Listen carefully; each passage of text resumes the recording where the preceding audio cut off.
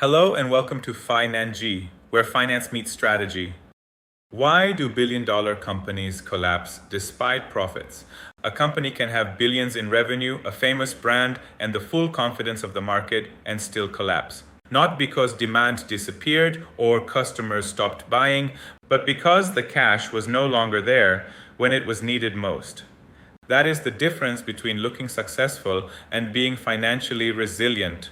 Profit can impress, scale can attract attention, growth can excite investors, but none of them can save a business that loses control of liquidity. The companies that survive are not always the ones with the biggest numbers. They are the ones with enough real cash, flexibility, and financial discipline to withstand pressure. Some of the biggest names in business still collapsed. Toys R Us was a retail giant. Lehman Brothers was one of the largest financial failures in history. These were not small or unknown businesses. They were large, visible, established institutions.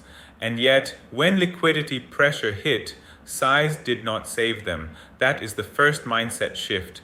Big revenue is not the same as resilience, and big scale is not the same as safety.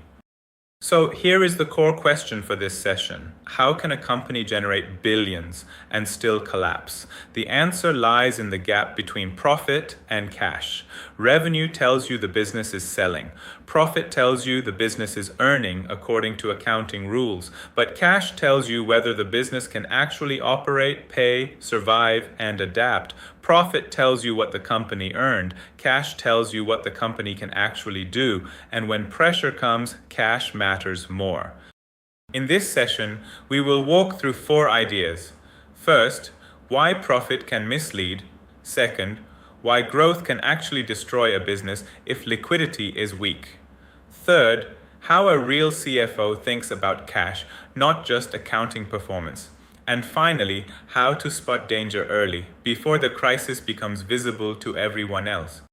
The most common mistake is simple. People confuse profit with money in the bank. But they are not the same thing. Profit is an income statement concept. It measures performance over a period.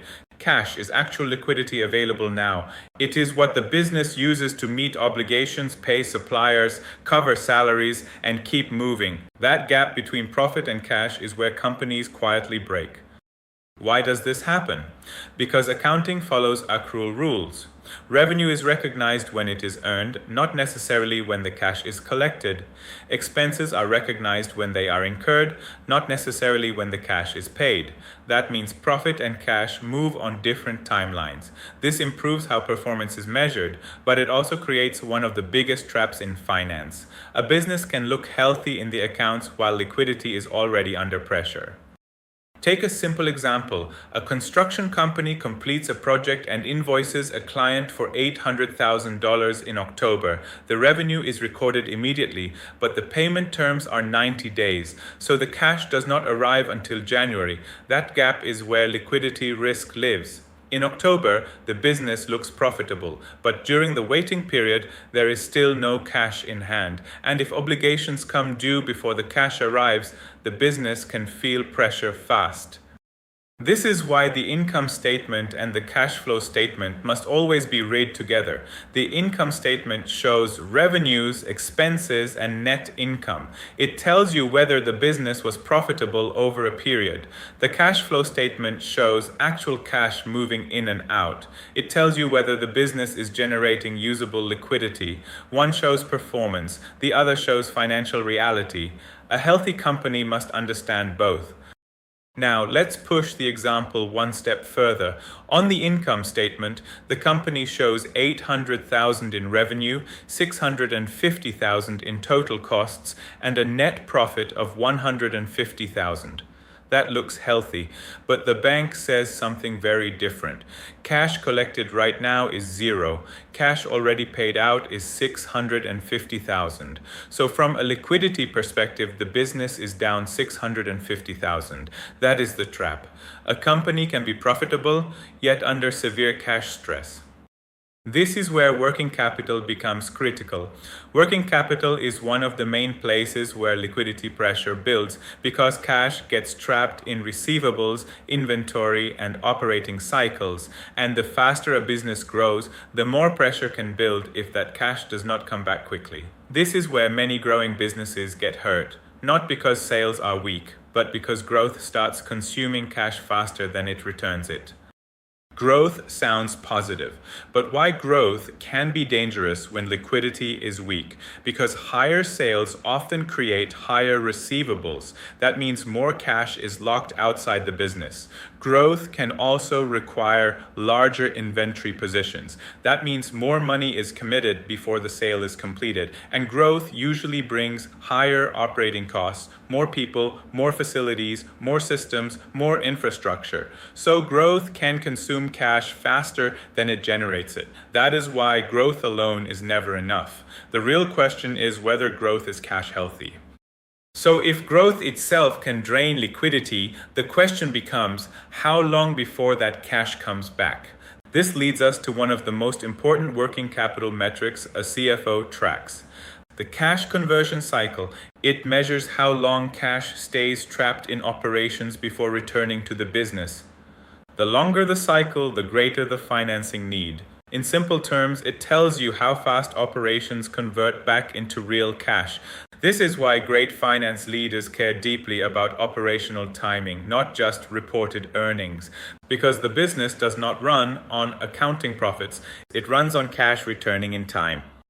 The cash conversion cycle is driven by three levers. First, DIO, days inventory outstanding. This tells you how long inventory sits before being sold. The longer inventory sits, the more cash stays trapped. Second, DSO, days sales outstanding. This tells you how long it takes to collect from customers. The slower you collect, the longer you are financing them. Third, DPO, days payable outstanding. This tells you how long you have before paying suppliers. Longer payable terms give the business more breathing room, so DIO and DSO trap cash. DPO buys time, and strong liquidity management means controlling all three. A short cash conversion cycle is a major advantage. It means inventory moves quickly, receivables are collected fast, and suppliers are paid later. That reduces financing pressure. A long cycle does the opposite. Inventory stays too long, receivables are collected too late, suppliers are paid too quickly, and liquidity pressure rises. Some businesses achieve something even better, a negative cash conversion cycle. That means they collect cash from customers before paying suppliers. That is one of the strongest structural liquidity advantages a business can have, and we will come back to a famous example later in this session. Let's move from theory to real-world cases. The first case study, Lehman Brothers. This was a giant institution with massive assets, enormous scale, and deep market presence. And yet it collapsed. Why? Because financial stress is not just about size. It is about structure, liquidity, confidence, and the ability to fund yourself under pressure. That is the deeper story here. At the time of collapse, Lehman had $639 billion in total assets. Its bankruptcy in 2008 became the largest in US history. That alone tells you everything. Size does not protect a business if liquidity disappears. Several forces brought Lehman down. First, excessive leverage. Lehman was leveraged roughly 30 to 1. That means even a modest decline in asset values could destroy equity. Second, toxic mortgage exposure. A huge part of its balance sheet was tied to assets whose value collapsed with the housing market. Third, liquidity illusion. Short-term borrowing was funding long-term, illiquid assets. That works only as long as lenders keep rolling over funding. And fourth, trust disappeared. Once counterparties doubted Lehman's solvency, funding dried up fast. The assets were real, the leverage was real, but the liquidity was borrowed, and borrowed liquidity is fragile liquidity. The lesson from Lehman is powerful. A balance sheet full of assets means nothing if those assets cannot be converted into cash when it matters. Scale does not equal safety. Leverage amplifies both gains and losses. Liquidity is not just an asset category, it is a condition. And when trust disappears, access to cash can disappear with it. This is the kind of question a CFO must ask. Can we meet our obligations tomorrow, not just on paper, but in actual cash? That is real financial thinking. The second case study, Toys R Us, a famous retail giant, well-known, high-revenue, recognizable brand. But financially, it became trapped, not because customers had never heard of it, and not simply because sales existed or did not exist. It was crushed by debt and weak flexibility. Toys R Us had more than $11 billion in annual revenue, but it also carried around $5 billion in long-term debt, and it faced roughly $400 million of annual interest burden. And that burden consumed flexibility before the company could adapt.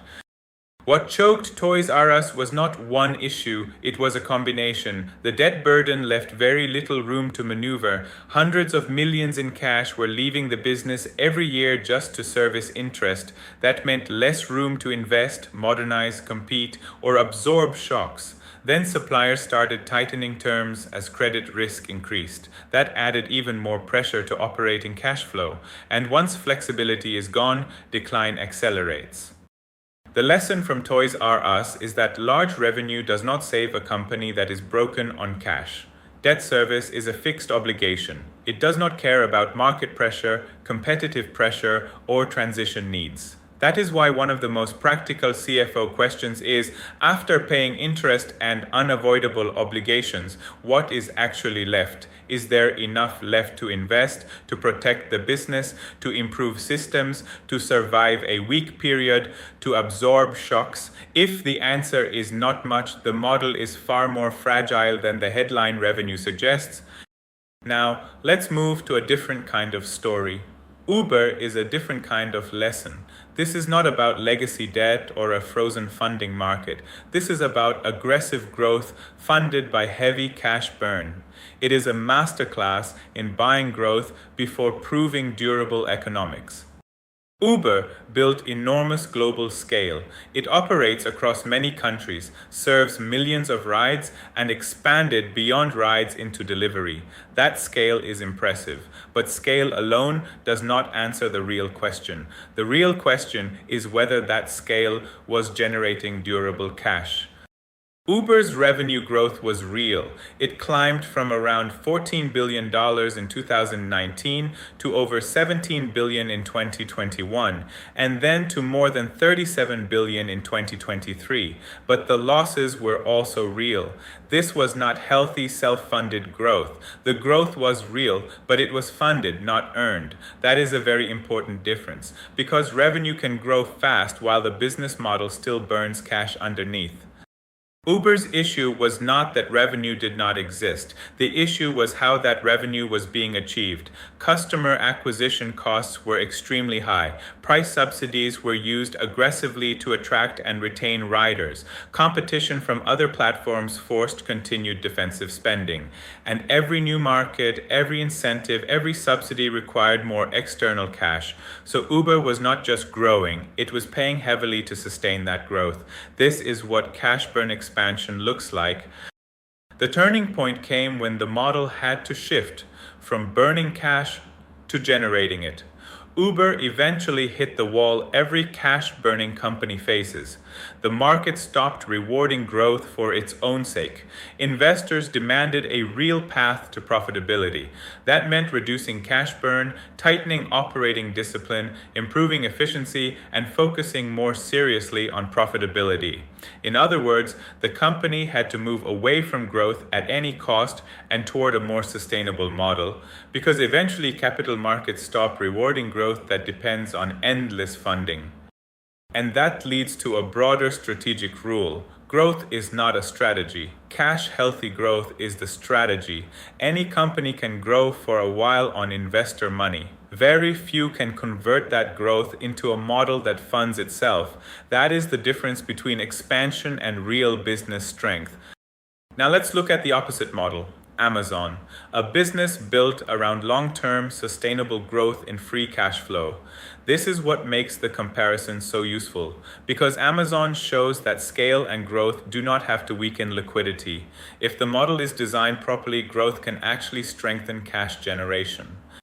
Amazon does not treat growth as a slogan. It treats growth as a system. Every expansion decision is evaluated through the lens of long-term cash generation, not just short-term revenue optics. That means capital discipline. It means willingness to invest heavily, but with expected returns. It means prioritizing cash flow over near-term reported earnings, and it means building a structure that can fund itself rather than constantly depending on external capital. This is the real difference between Amazon and companies like early-stage Uber. It is not just scale, it is structural cash design. Amazon built a model where growth itself helps fund further growth. Uber burned cash to grow. Amazon generated cash through growth. That is a completely different quality of business model, and that is why finance leaders care so much about structure, not just size.